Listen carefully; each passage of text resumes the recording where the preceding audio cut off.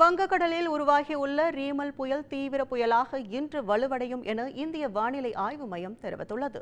மத்திய மேற்கு மற்றும் தெற்கு வங்கக்கடல் பகுதியில் நிலை கொண்டிருந்த தீவிர காற்றழுத்த தாழ்வு பகுதி வடகிழக்கு திசையில் நகர்ந்து மத்திய வங்கக்கடல் பகுதியில் நேற்று புயலாக வலுப்பெற்றது. அதற்கு ரீமல் என பெயர் சூட்டப்பட்டுள்ளது. தற்போது மத்திய கிழக்கு வங்கக்கடல் பகுதியில் நிலவி வரும் இந்த புயல் வடக்கு திசையில் நகர்ந்து தீவிர புயலாக இன்று இரவு வலுவடைய உள்ளது.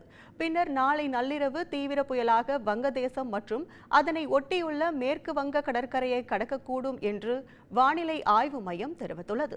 மேலும் வங்கக்கடலில் உருவாகி இருக்கும் ரீமல் புயலால் வெப்பநிலை மீண்டும் உயர வாய்ப்பு இருப்பதாகவும் அந்த வகையில் கத்திரி வெயிலின் நிறைவு பகுதியில் வெப்பத்தின் தாக்கம் அதிகமாக இருக்கும் என்றும் வானிலை ஆய்வு மையம் கூறியுள்ளது.